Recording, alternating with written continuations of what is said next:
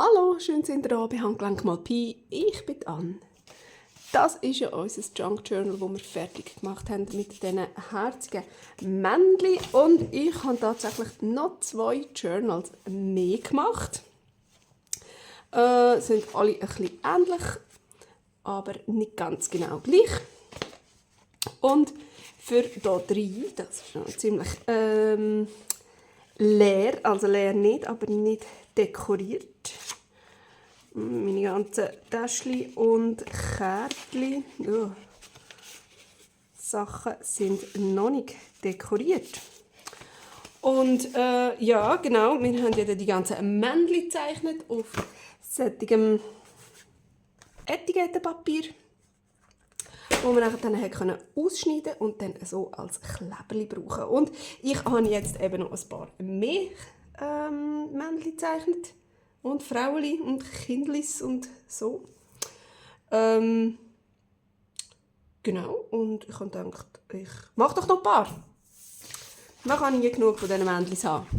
Darum, weil mir jetzt gerade auch nicht wahnsinnig viel Neues einfällt zum Zeichnen. Das ist immer so ein bisschen schwierig. Oh, was mache ich jetzt noch für eins? Was mache ich jetzt noch für eins? Habe ich gedacht, ich mache die einfach noch einmal so, aber da mache ich ein Mädchen draus und dann einen Bub mit dem Steckerrössli und einen Bub am Klötzle und ein Mädchen am Springseil. Was mir gerade so einfällt, vielleicht fällt mir auch noch etwas ganz anderes ein, keine Ahnung. Einfach mal drauf loszeichnen und dann kann ich euch nämlich auch zeigen, wie ich das mit meinen Alkoholmarker ausgemalt habe, dass das nämlich mega gut funktioniert. Und dass man auch so coole Schatten kann machen oder irgendwelche Farbverläufe, so wie da. Genau. Also würde ich mal sagen, Achtung, fertig, los. Als erstes fange ich gerade mal an mit den Skizzen. Für das nehme ich hier einen ganz feinen Bleistift, ganz dünnen, wo ich so ziemlich grobe Skizzen mache. Ich kann auch super gümmeln auf dem Papier, geht das prima.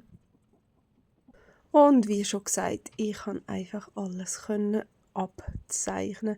Das ist natürlich super luxuriös. Und trotzdem könnte ich ja da jetzt mal noch eins zeigen, wie ich es in normaler Geschwindigkeit zeichne. Das geht dann schlussendlich gleich noch eine gewisse Zeit.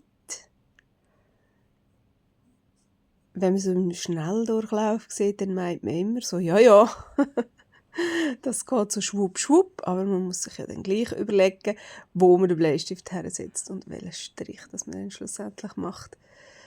Genau, es dauert halt trotzdem. Und was man auch ein bisschen aufpassen muss, gerade jetzt genau da, wo ich so einen, im anderen Bild ist es ein Teddybär, ich habe dann hier ein Teddy-Häschen daraus gemacht. Wenn man dann so viele kleine, feine Linien hat in einem, wo man dann wirklich schauen muss, dass alles gut zusammenpasst. Es soll ja sehr einfach sein, immer noch. Also es ist ja nicht eine perfekte Zeichnung in dem Sinn, es ist ja immer noch so wie ein Comic. Und da müssen die Linien erkennbar sein. Es kann nicht einfach so ein bisschen, irgendwie etwas. Ich muss nachher können mit einem Fineliner alle Linien genau nachziehen und das kann dann nicht einfach ineinander rein verschwimmen. Und darum darf es auch nicht allzu winzig sein. Und dann ist das manchmal schon noch so ein bisschen schwierig. Und gerade hier hatte ich schon so ein bisschen ein Knübel gehabt, wo kommt jetzt was her und was sieht man jetzt genau und wo kommt jetzt dem Hase seine Ohren her und das verdeckt nachher dann dort etwas, wo ich schon gezeichnet hatte. Also muss das halt wieder weg. Und dann ist es ein wahnsinnig kleines Gesicht geworden von dem Häschen. Und auch da das Ärmchen vom Kind, das dann da wirklich muss rund um den Hals eigentlich vom Häschen drumherum so dass aber dann seine Pfötchen auch wieder vorkommen und dass man alles sieht, was ist. Ist da gerade ein kleines Knübel gewesen, aber schlussendlich habe ich es dann schon irgendwie hergebracht. Und was natürlich auch jedes Mal wieder ist, was kommt das Kind für eine Frisur über? Es muss doch immer wieder ein bisschen etwas Neues sein. Ich kann nicht allen Kindern immer 2 Schwänzchen machen oder genau die gleiche Frisur. Oder auch gerade wie beim Springseilkind. Die Haare, die fliegen ja irgendwie so ein bisschen um, wenn das Kind gumpet. Und wie kann man denn das darstellen, dass das gut aussieht?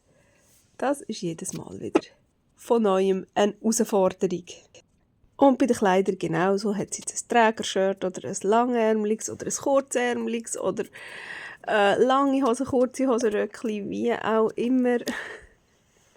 Muss jedes Mal wieder neu gemacht werden, neu studiert werden. Was möchte sie jetzt gerne anhaben, was würde passen. Und das muss man jedes Mal wieder neu studieren. So, jetzt kommt der Fineliner zum Einsatz. Ich habe hier einen 0,5 genommen. Ich finde, der passt noch recht gut von der Dicke her, dass die Linien nicht zu stark werden. Und das ist jetzt auch irgendein so ein No-Name-Fineliner, den ich hier habe. Aber der geht gut mit meinen Alkoholschreiber zusammen. Der löst sich nicht auf. Das wäre sonst ein bisschen blöd. Und jetzt können wir uns hier auch noch etwas in Originalgeschwindigkeit das mal anschauen, wie ich das denn hier nachzeichne. Irgendwie bin ich da total verkrampft gsi, gerade an diesem Tag mit Zeichnen, keine Ahnung, mir hat immer wieder die Hand weh gemacht. Ich habe meinen Schreiber so komisch gehabt. Und ja, es war nicht so einfach gsi. Ich habe auch irgendwie das Gefühl, ich habe so eine zittrige Hand. Ja, aber es ist gleich irgendwie schlussendlich dann rausgekommen. Aber auch da das Nachzeichnen, man muss ja eigentlich nur nachzeichnen und trotzdem hat man ja mit dem Bleistift dann ganzen Haufen verschiedene Linien gemacht und beim Nachzeichnen muss man sich dann halt wirklich für die Linie entscheiden, wo man dann wirklich will nehmen. Und das ist mir also auch schon passiert, dass ich dann gemerkt habe, okay, es ist die falsche Entscheidung gewesen. Es wäre die andere Linie gewesen. Aber ja, Jesus Gott, dann ist es halt so. Es ist nur ein Männchen, ich kann ja einfach noch eins machen, wenn es mir jetzt gar nicht gefallen würde. So, und schon wären wir fertig mit dem Männchen. Und dann kommen die letzten 2 noch dran. Und dann ist es wichtig, dass man das Ganze noch ganz, ganz gut alles Bleistift wieder weggümmelt, sonst verschmiert es dann mit dem Alkoholink. Da musste ich testen, welche Farbe das ich nehmen soll für die Gesichter. Und nachher dann auch noch für die Backen. Ich mal alle Gesichter und alle Arme und alle Backen gerade als erstes an. Weil nachher dann muss man sich dann eben jedes Mal wieder entscheiden, was nehme ich da für Kleider und so weiter und so fort. Welche Farbe hat jetzt der Hut und welche Farbe hat das Rössli und ja, genau. Das kann man sich so ein bisschen erleichtern. Und jetzt zum Thema Schatten und Farbverläufe. Wie man jetzt hier bei den Haaren sieht, tue ich jetzt einfach mal gerade alles mit dem gleichen helleren Braun einmal ausmalen. Und dann suche ich mir einen dunkleren Braun, so vielleicht 1, 2, 3 Stufen dunkler ist. Und mit dem ganz feinen Spitz zeichne ich mir da einfach so ein paar Strichchen rein. So, dass man die ein bisschen schimmern sieht. Das muss nicht ein dicker schwarzer Strich sein. Aber man sieht so eine ganz leichte Haarstruktur. Und das hat man erreicht, indem dass man die gleiche Farbe einfach ein paar Stufen dunkler genommen hat und dann so drüber hineingemalt hat. Das Gleiche sieht man nebendran beim Bübli mit dem orangigen T-Shirt und mit der blauen Hose. Dort hat man so einen Schatten kreiert. Und das Gleiche kann ich jetzt aber auch machen mit Grau. Ich nehme mir Grau, und zwar in dem Fall nehme ich jetzt das Kaltgrau, das C5 und C3. Da entscheide ich mich jetzt in dem Fall für das Hellere, für das C3. Weil das Mädchen jetzt hier recht helle Hose und helles Pullover T-Shirt anhat. Und zeichne mir hier einfach mit dem Grau den Schatten drüber rein, weil ich natürlich so ein helles Grau habe, schimmert das Blau noch ein bisschen durch und ich habe eigentlich wie einfach ein dunkleres Blau oder ein dunkleres Türkis bekommen, wo ich dort jetzt einen schönen Schatten habe. Und das Ganze funktioniert eben mit dem Grau. Wenn ich dunklere Farben habe, nehme ich vielleicht ein dunkleres Grau, um die Schatten zu machen, damit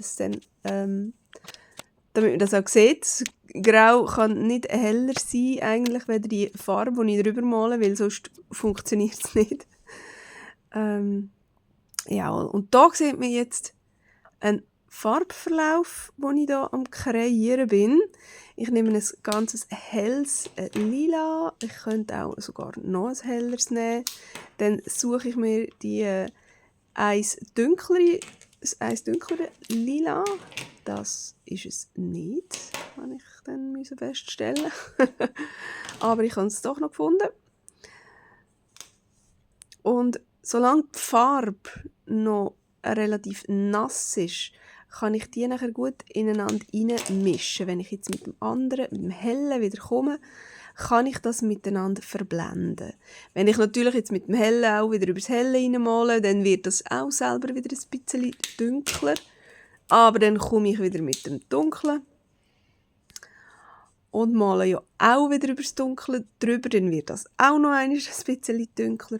Und so mache ich das einfach hin und her ein paar Mal, bis ich wirklich das Gefühl habe, jetzt habe ich da eine ganz schöne Verblendung, dass man den Übergang gar nicht mehr so krass sieht. Wenn es mir zu wenig dunkel ist, dann komme ich noch einmal. Und zum Schluss kann ich dann mit dem ganz Dunklen, mache ich jetzt da wirklich einfach nur das Schattenrändchen eigentlich ganz, ganz auf der Seite. So, und dann muss ich mir schon wieder studieren, was passt für eine Röckchenfarbe. Und da ich so 2 Spitzen habe, eine breite und eine dünne, mache ich jedes Mal mache ich es am falschen Ort auf. So, da komme ich wieder mit dem dunkleren Gel den Schatten machen. Und dann machen wir die Verblenderei. Ah nein, jetzt kommen ja zuerst noch die Haare. Genau. Und da habe ich auch noch so ein bisschen experimentiert, indem ich einfach das erste Mal die ganzen Haare mit einem Braun ausgemalt habe.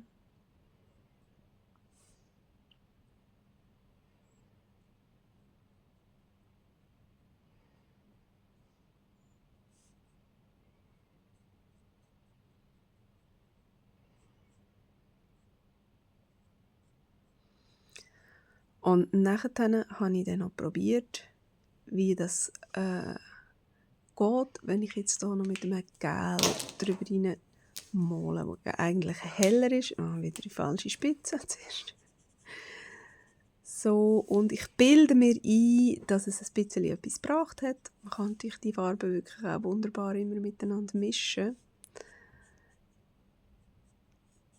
Wahnsinnig viel sieht man jetzt nicht. Dann hätte man wahrscheinlich ein helleres Braun zuerst nehmen. Oder zuerst das Gel und dann mit dem Braun kommen, mit der dunkleren Farbe und es dann ineinander verblenden. So, wenn ich jetzt das hier mit dem Ballon mache wieder.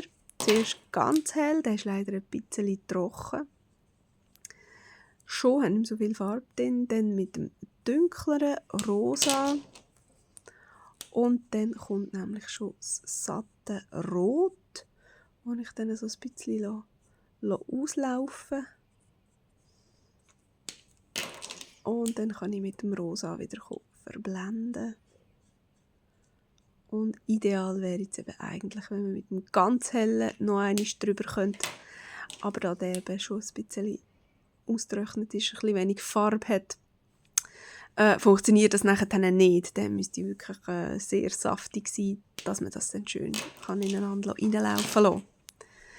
So, und wenn ich mir das jetzt so ein bisschen genauer anschaue, hat mir das noch nicht ganz so gepasst.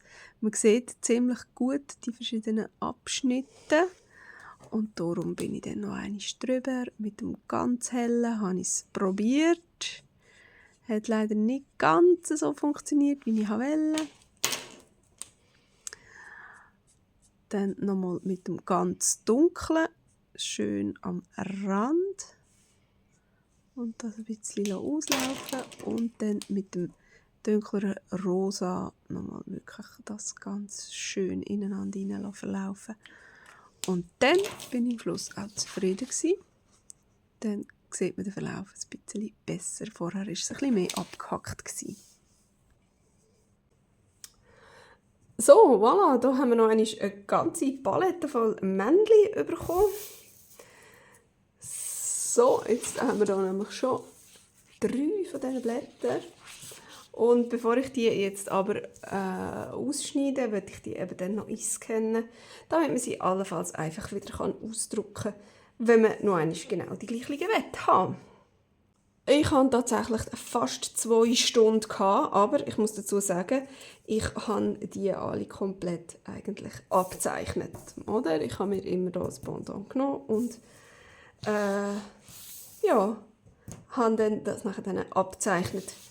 Und das ist natürlich auch sehr eine Erleichterung, wenn man das immer gerade kann, weil dann muss man nicht bei jedem neuen Mannsgöckeli wieder eine neue Idee irgendwie sich aus dem Ärmel schütteln oder aus den Fingern saugen. Und so geht das Ganze also ein bisschen rascher vorwärts. Ja, ich freue mich mega. Ich bin eben ja absolut nicht der Alkohol-Ink-Profi, aber habe mir das alles irgendwie selber weggestoffelt und selber ein bisschen ausgedacht und ganz viel probiert. Halt einfach probiert, geübt. Bis ich dann gewusst habe, wie verhalten sich die Schreiber, wie kann ich mischen und so weiter und so fort.